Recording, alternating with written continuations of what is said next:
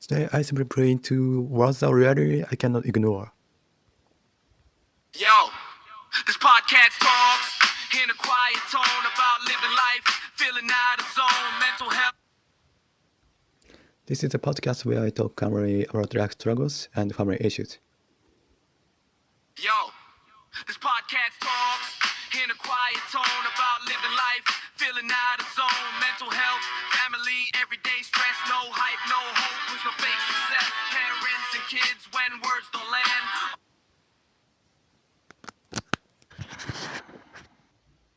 I think related to the religion I used to belong to, but I haven't received a reply. When I write my next letter, I'm thinking of putting it like this. For my next letter, I'm planning to say something along these lines. If the founder read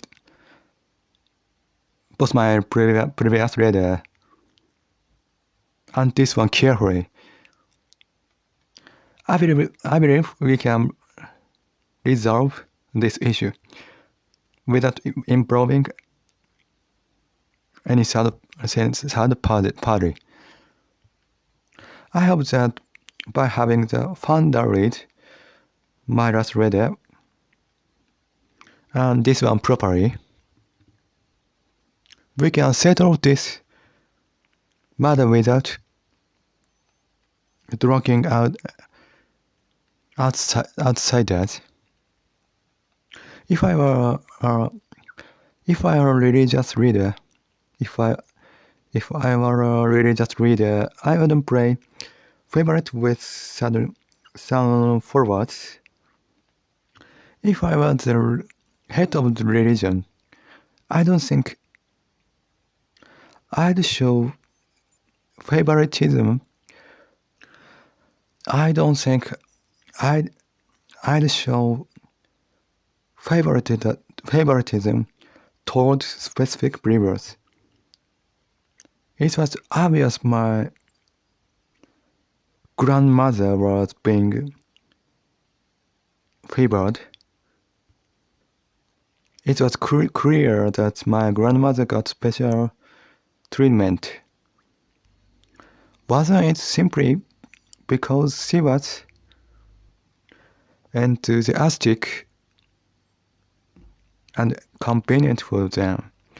Maybe the only reason was that she was devoted and easy for them to use. Believing any guts was matter.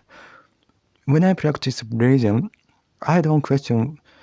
When believers practice religion, believers don't question whether their teachings are correct or even if you suspect they might not be believing anyway, because much matter.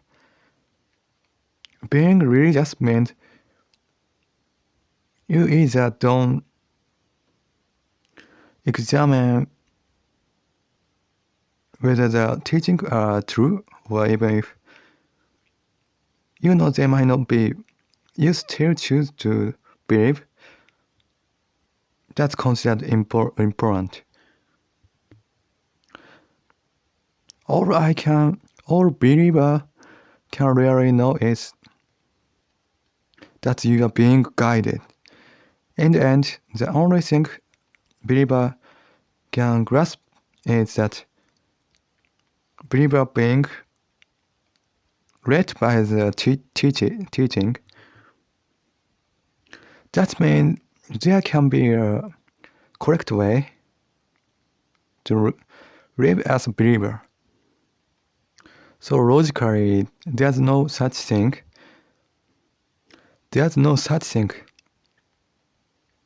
as the one proper way for a follower to live. When I was a member, that point troubled me constantly. Back when I was part of the group, That issue kept bothering me. The harder I try to review the teaching, sincerely, the more I lost sight of what to do. The more seriously I try to follow the teaching, the less I understood as how I do.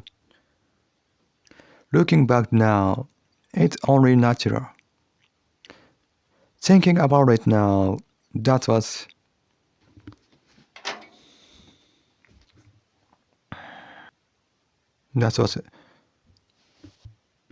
inevitable. You know that it's already been proven that absolute things don't exist. As you are surely aware, it's been shown that nothing absolute actually exists. As you are aware, it's been shown that nothing absolute actually exists. Some say science can't prove whether absolutes exist. That's what the incompleteness theorem shows. Some people claim the incompleteness theorem shows scientists can prove the existence of anything absolute.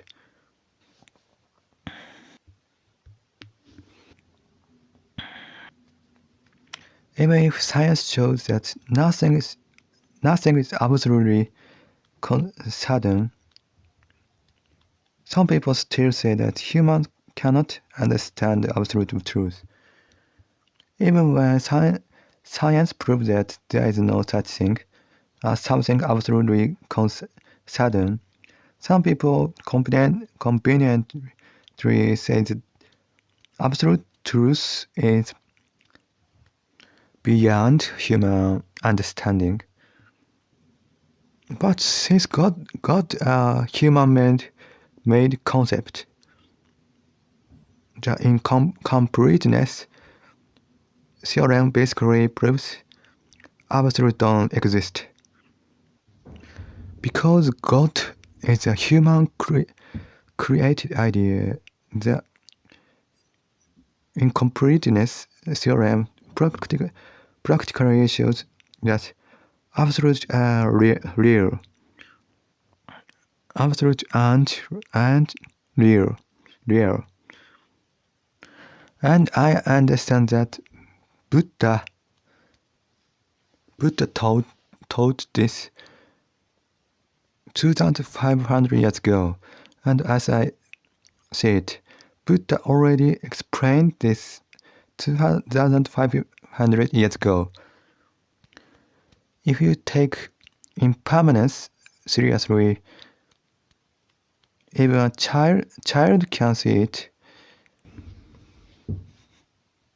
If child take impermanence seriously, even a child can see it, mean nothing absolute exists. If child truly accept impermanence, it naturally connects to the idea that absolute can exist.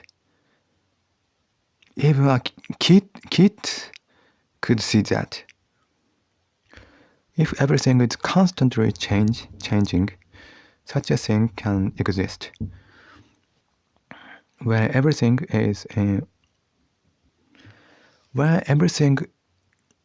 flux, an absolute thing is impossible. I didn't write this to deny religion. I'm not saying this because I want to attack religion.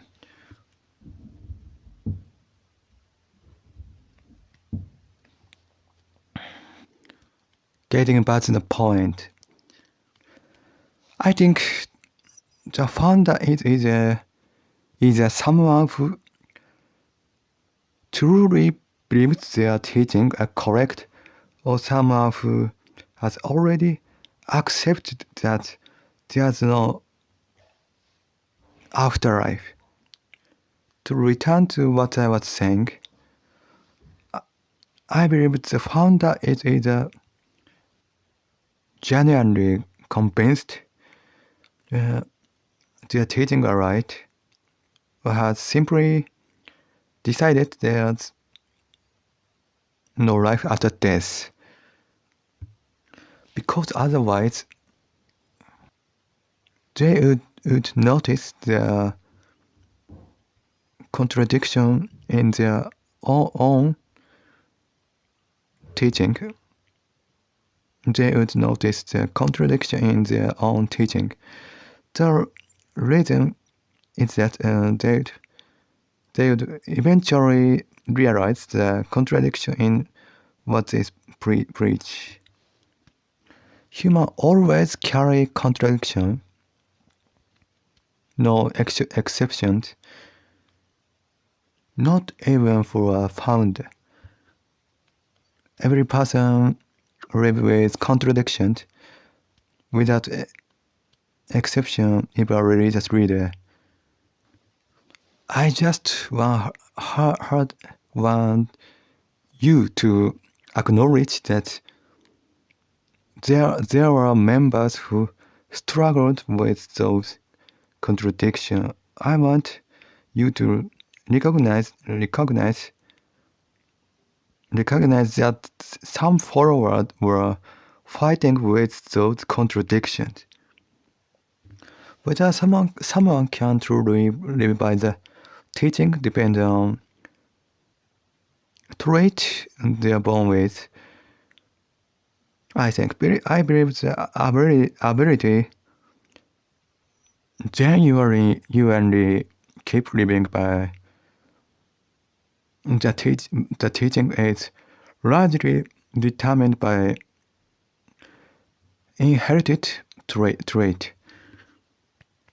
Most people can balance think they see reality clearly while still living the teaching. Many people manage to keep a balance. They stay grounded in reality, but still follow the teaching. Still follow the teachings.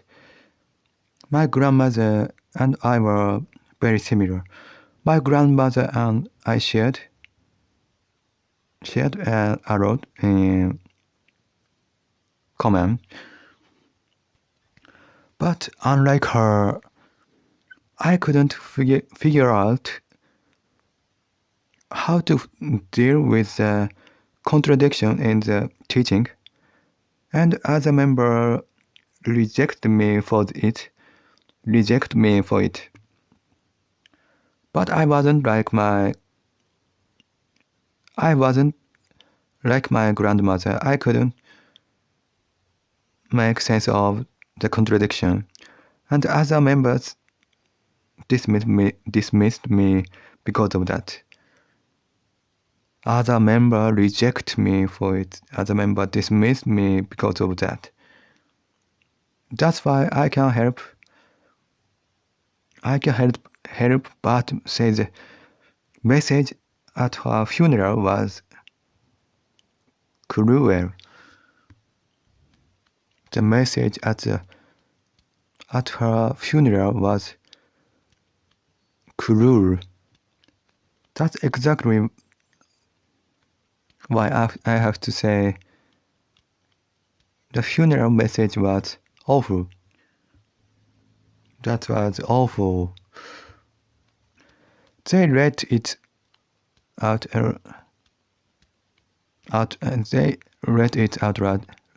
loud in front of the huge crowd. It was read publicly in front of many people. And as I wrote before, you don't even check the fact. And like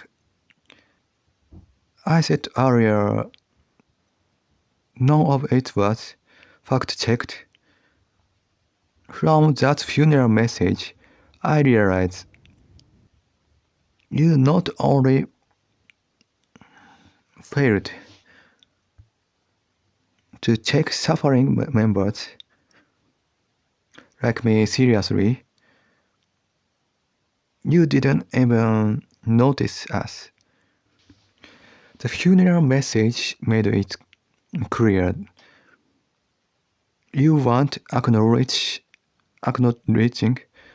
people like me who are struggling, and you didn't even sense our existence. Of course, when trying to understand how many grandmother changed, when trying to understand how my grandmother changed after joining the religion, mixing in spiritual or occult idea is natural. That's what religion do. Naturally, when interpreting the changes, my grandmother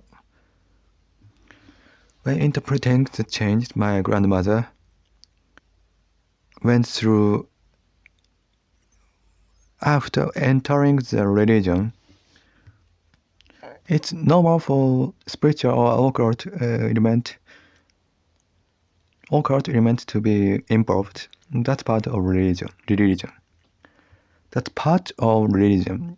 But even if the founder personally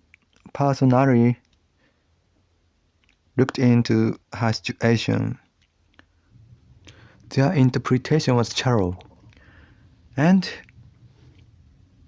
you conveniently interpreted things about our family too. Even if the founder did some checking,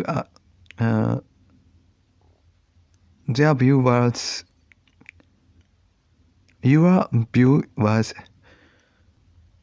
simplistic, and you conveniently shaped the story about my relative as well.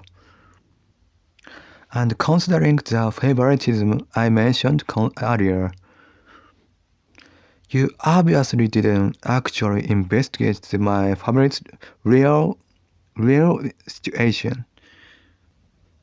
And taking into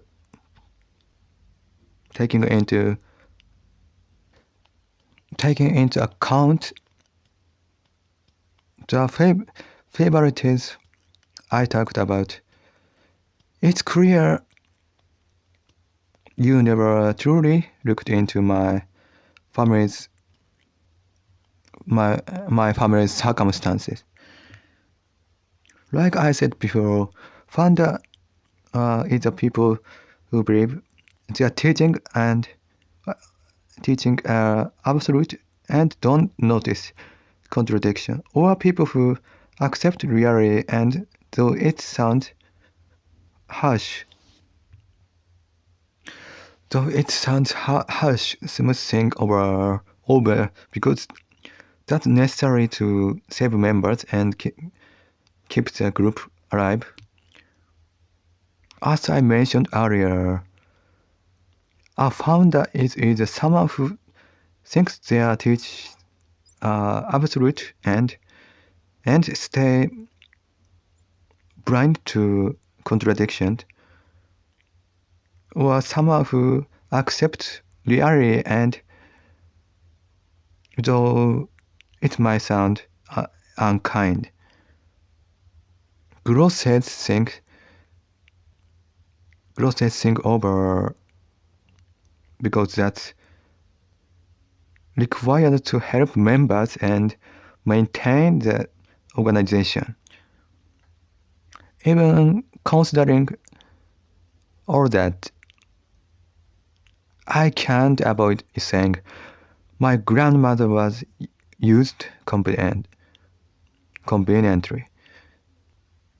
Even with all that in mind, I still have to say my grandmother was taken advantage of. Isn't it true? You used my grandmother, who never doubts their teaching and faithfully and also used influential people who followed the teaching.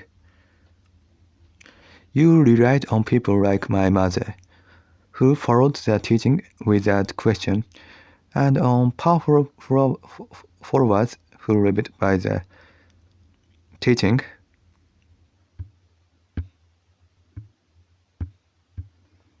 Doesn't that amount to using them?